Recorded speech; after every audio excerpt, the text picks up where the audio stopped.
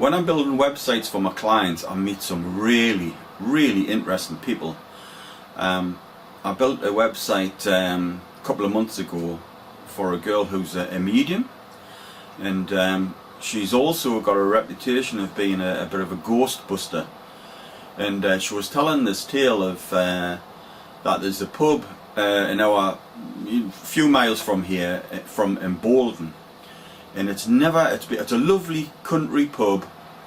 It's absolutely ideal. It looks perfect. It has a beer garden, but none of the landlords could ever make it work for one reason or the other. It had changed hands, new managers has come in, and then she actually knew the manager who took the pub over, and again he was having a terrible spate of bad luck. Everything he tried to do just didn't work.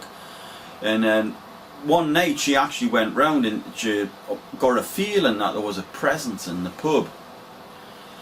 So they decided that night to hold a seance, and they were all sitting round, and sure enough there was a presence within the pub. And as she walked around the pub, she got this really strong feeling as she stood beside this wall, and she just said, "You've got to knock this wall down. You have to knock this wall down." And of course the manager, the pub, the new tenant in the pub didn't really want to, but he thought, well, I'll have to, because he was actually a believer in sort of the afterlife. So the next day he got the builders in, and they took, well, they didn't knock the wall down, but they just made a little hole. They took a few bricks out, and they shone the torch inside, and on it, what actually it was a false wall.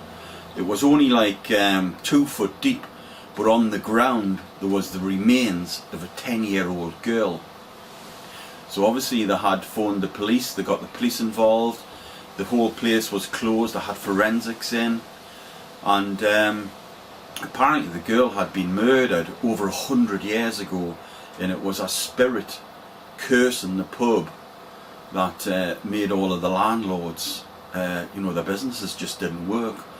But once obviously she was taken away, the bones was taken away, and she was buried properly, the whole atmosphere of the pub changed, and he became very successful. And he actually rang the Discovery Channel, and the Discovery Channel came out and made a documentary about it. And if you go onto YouTube and you put it, if you look for sort of Bolton haunted pub or something, you'll probably find it. Any case, this gave Jill, the medium I know, a bit of a boost in her business, and she got another inquiry from another pub down in Nottingham, and it was the same thing. This pub had never ever worked, so the tenant at the time was desperate to see if there was something wrong with his pub. So he paid Jill to go down, and again they had a seance, and again they found it wasn't a false wall, but it was a secret room.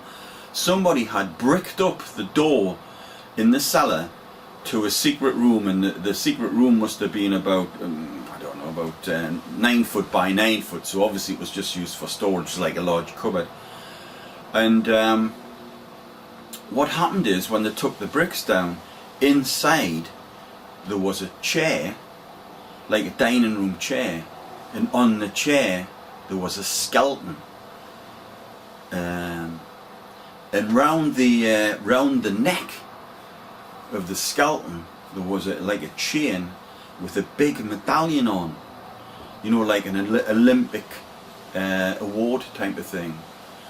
So the tenant, the landlord of the pub, went over to the skeleton, and he sort of got the medallion in his hand, and he wiped the dust off it, and it actually said, "Hide and Seek Champion 1952.